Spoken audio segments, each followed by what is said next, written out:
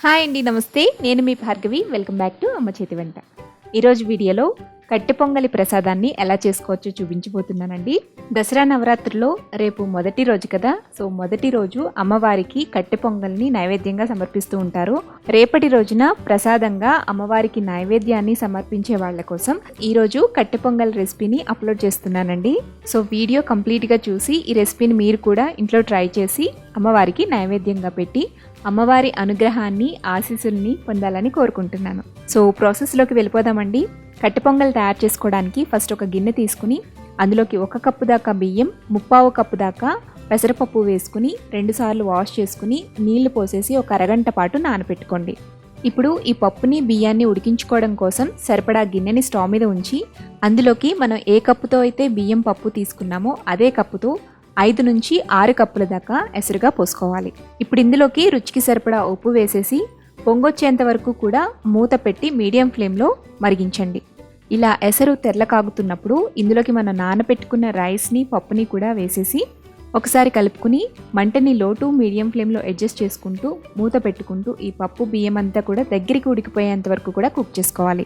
ఇక్కడ రైస్ అలాగే పప్పు కూడా చక్కగా మెత్తగా ఉడికిపోయిందండి. చాలా సాఫ్ట్గా ఉడకపెట్టుకోవాలి. ఇలా ఉడికిపోయిన తర్వాత ఇందులోకి 1 టేబుల్ స్పూన్ దాకా నెయ్యి వేసుకుని మిక్స్ చేసుకుని ఒక మ్యాషర్ని తీసుకుని మెత్తగా మ్యాష్ చేసుకోండి. ఇలా లైట్గా కొద్దిగా పలుకుండే విధంగా మ్యాష్ చేసుకున్న తర్వాత మంటని లో ఫ్లేమ్లోకి టర్న్ చేసుకోండి.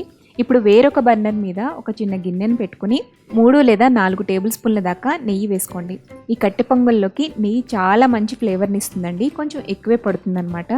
సో నెయ్యి కరిగిన తర్వాత చిన్న ముక్కలుగా కట్ చేసి పెట్టుకున్న 4 లేదా 5 పచ్చిమిర్చి, అలాగే సన్నగా తరిగి పెట్టుకున్న 2 టేబుల్ స్పూన్ల దాకా అల్లం తరుగు కూడా వేసేసి ఈ పచ్చిమిర్చి, అల్లం కూడా కొంచెం వేగేంత వరకు ఫ్రై చేసుకోండి.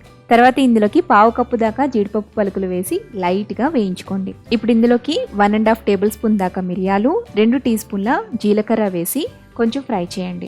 ఇలా కట్టె పొంగల్లోకి వేసుకున్న తాలింపు అంతా కూడా చక్కగా వేగిపోయిన తర్వాత ఫైనల్గా ఒక ఎండుమిర్చి అలాగే కొంచెం కరివేపాకు వేసి ఒకసారి అంతా కూడా కలుపుకొని స్టవ్ ఆఫ్ చేసేసుకోండి. తర్వాత ఇందులోకి 1/2 టీ స్పూన్ దాకా ఇంగువని కూడా యాడ్ చేసుకుని మిక్స్ చేసుకుని ఈ తాలింపుని ఉడికించుకుంటున్న పొంగల్లోకి యాడ్ చేసేసుకోండి.